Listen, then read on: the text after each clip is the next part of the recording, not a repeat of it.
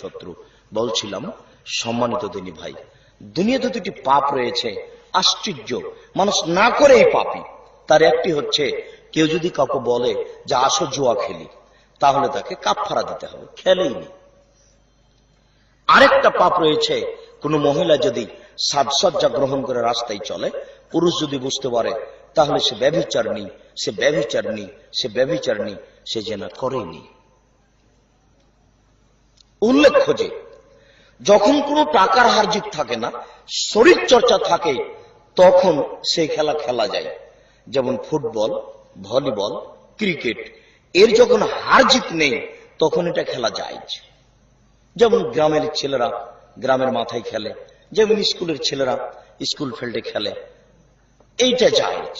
কিন্তু যখন এটা আন্তর্জাতিক মানে টাকার হার জিতে যাবে, তখন এটা একেবারেই হারাম।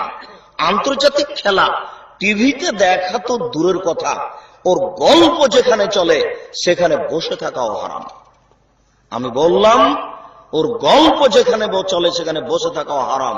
আর বলে দিলাম কিয়ামত পর্যন্ত সময় থাকলো দেখি কোন মায়ের বেটা এই ফতোয়া এভাবে উল্টে ধরতে পারে। যা বলছি তাই থেকে যাবে।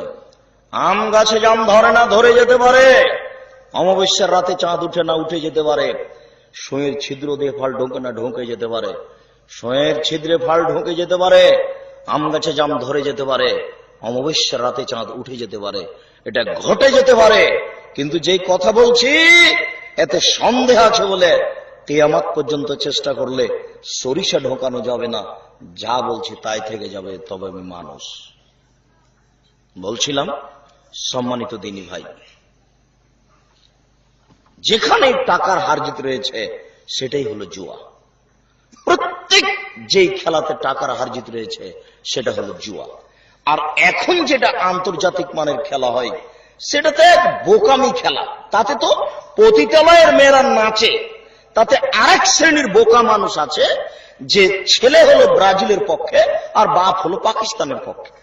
বাপ বেটা দুইজন, দেখি বাড়ির উপরে দুইটা পতাকা। ছি, ওর বিদ্যাও নয়, ওর বুদ্ধিও নয়। এইরকম ছেলেকে আর এরকম ছেলের বাপকে আমরা কবর দিতে এসেছি।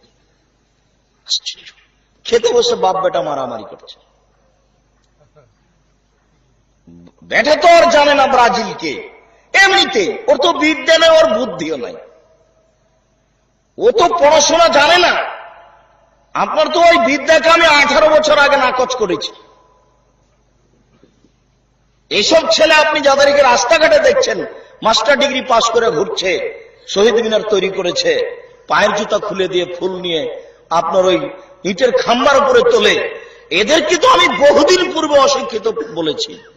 এদেরকে কেউ যদি শিক্ষিত প্রমাণ করতে পারে, আমি আব্দুর রাজ্জাক জিন্দেগি তার কোনোদিন বক্তব্য দিব না।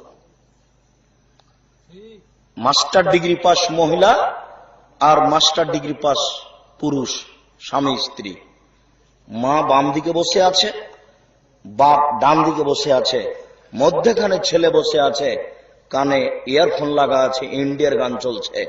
এই বাপ আর মাকে যদি আমি আব্দুর রাজ্জাক মূর্খ প্রমাণ করতে না পারি, আমি জাতির সামনে আর কোনোদিন বক্তব্য দিতে আসবো না। আপনি চ্যালেঞ্জ করেন। আমি তো এখনই চলে যেতে চেয়েছি, প্রয়োজনে সকাল পর্যন্ত থাকবো। কোন বাপ যদি প্রমাণ করতে চাই যে আমার ছেলে গান শুনে, আমি শিক্ষিত মানুষ, কেউ যদি দাবি করতে চাই, তাহলে আমি সকাল পর্যন্ত থাকতে রাজি আছি। বিদ্যা ভিন্ন জিনিস। বিদ্যা হলো জাতির মেরুদণ্ড। জাতিকে কবর দিয়ে মানুষ শিক্ষিত নিজেকে প্রমাণ করতে পারে না, ভুল হিসাব। আজকে আপনি দেখতে পারেন www.com আব্দুর রাজ্জাক বিন ইউসুফ বিদ্যা। এ ব্যাপারে যুবক তোমাকে আমি পরামর্শ দিয়েছি, তুমি এটা ইন্টারনেট টান দিয়ে দেখো। তোমাকে বলতে চাচ্ছি আমি কিছু। তুমি জাতির জন্য একটা আগাছা, তুমি জাতির জন্য একটা বোঝা। তুমি জাতির কি করতে পারো যুবক? তুমি তো একটা কাপুরুষের সন্তান, কাপুরুষ। নেতা নেত্রীর ছবি কাঁধে করে ঘুরো, তোমার কি দাম আছে? কে বলেছে তুমি শিক্ষিত মানুষ? অসম্ভব হতে পারে না। ভুল সিদ্ধান্ত। আমি মুসলিম চিররণবীর মরণকে করি না ভয়। আমি ছবিকে কবর দিতে এসেছি, আমি মূর্তিকে লাথি দিয়ে ভাঙতে এসেছি। তুমি জানো না আমি মুসলিম? তুমি কখন বিজাতিতে চলে গেছো সেটা তোমার ব্যাপার। তুমি তো পহেলা বৈশাখ মানো, আমি কি হিন্দুর বাচ্চা? আমি কি হিন্দুর ঘরে জন্ম নিয়েছি নাকি আমি পহেলা বৈশাখ মানবো? তুমি বলো কি? তুমি জানো না আমি মুসলিম? আমার রক্তের সাথে বসে আছে মূর্তি ভাঙা নীতি, আমার গোস্তের সাথে মিশে আছে মূর্তি ভাঙা নীতি। আমি পহেলা বৈশাখকে কবর দিতে এসেছি, আমি হিন্দুর ঘরে জন্ম নিনি জনাব। আমি মুসলিম চিররণবীর, মরণকে করি না ভয়। মরলে শহীদ, বাঁচলে গাজী, আমার উভয়ই সমান। মরো যতটুকু, বাঁচাও ততটুকু, আমার উভয়ই সমান। তুমি তো জাতির জন্য আগাছা, তুমি জাতির জন্য বোঝা। তোমার দিয়ে জাতির কি হতে পারে? তোমার দিয়ে জাতি কি পেতে পারে? বলছিলাম যেসব খেলায় শরীরের হার্যে শরীর চর্চা নেই সেগুলো একেবারেই হারাম। যেগুলোতে টাকার হার্জিত নেই, শরীর চর্চাও নেই, সেগুলো একেবারেই হারাম। রাসূল সাল্লাল্লাহু আলাইহি সাল্লাম বলেন, মান লাইবা বিনারদিশির ফাত আদখালা ইয়াদাহু ফি দামি খিনজির। কেউ যদি চৌসাপ, ছক্কা, লুডু, দাবা, পাঞ্জা, ক্যারাম বোর্ড, তাস, মোবাইল এবং কম্পিউটারে গেমস খেলায় অংশগ্রহণ করে, তাহলে সে তার হাতকে শূকরের শোরের রক্তের মধ্যে ডুবিয়ে দিল। এই কথা আল্লাহ রাসূল বলেছেন। আমি একজন অনুবাদক, তিনি বলেন, মান লাইবা বিনারদিশির, কেউ যদি এই ধরনের খেলায় অংশগ্রহণ করে যাতে শরীর চর্চা থাকে না, বসে বসে খেলে, এইরকম ধরনের খেলাকে বলা হয় নারদেশির।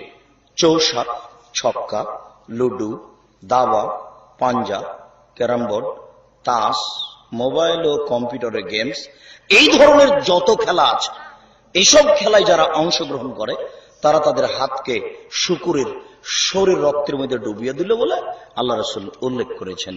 মুসলিম।